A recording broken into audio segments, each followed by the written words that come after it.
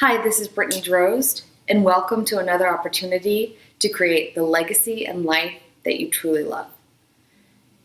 I want to talk with you today about a concept developed by Adam Grant. He's the author of Give and Take, and he describes 3 different types of personalities. So I want to see if you can figure out which one you are. So his concept is based around the idea that people are either givers, matchers, or takers. I'm sure you can kind of guess where I'm going with this, but a giver is someone who gives and serves unconditionally without expectation of getting something immediately back in return of equal value or greater value. A matcher is someone who gives with the expectation that you will return the favor of equal or greater value sometime in the very near future. So they give, but very conditionally, with tons of strings attached.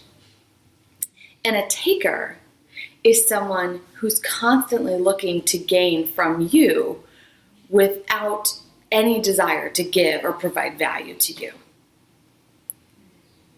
Now, I think most of us would want to be considered in the giver category. Well, I'll speak for myself. It sounds most generous to be deemed in the giver category. But this doesn't always work out for the givers. So who do you think was deemed most successful out of these 3 categories?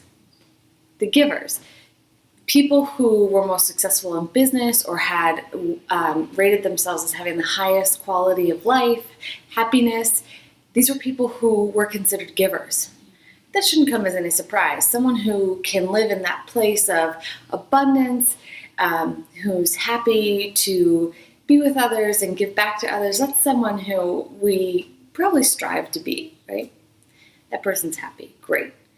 But what's also a surprise is that givers are the ones who show up in the least successful category as well. So how can this be? If you're a giver and you live from this awesome place of abundance and you connect to people all the time, how is it that you could be the most successful person or the least successful person given this group? So the givers who give without expectation of return sometimes give all of themselves. They give it all away. Now, this is a really important distinction between the givers who give fully and serve versus those who don't know when to stop giving and give it all away and have nothing left for themselves. Now, this is how you get the difference here between these givers that are successful and these givers that are not. So, some really important boundaries to put in place. You have to also serve yourself. You cannot give all of your time and energy away to your business, to your employees, to your family, and have nothing left for you. That doesn't work. That leaves you with an empty cup of energy, resilience, discipline at the end of the day, and you have no way left to fill yourself back up. So don't give it all away. Another important boundary is knowing when to say no. You can serve someone, you can give to someone by actually saying no to them. Know when that is important, when someone actually needs to hear a no from you, and that would be the thing that would serve them most, versus just being the yes person and yesing everyone to death because you will lose there. So, how do you match up in this? Are you a giver, a matcher, or a taker? And if you're a giver, what kind of giver are you? Remember the 2 important distinctions here, saving some for yourself, and you can also serve people with a no.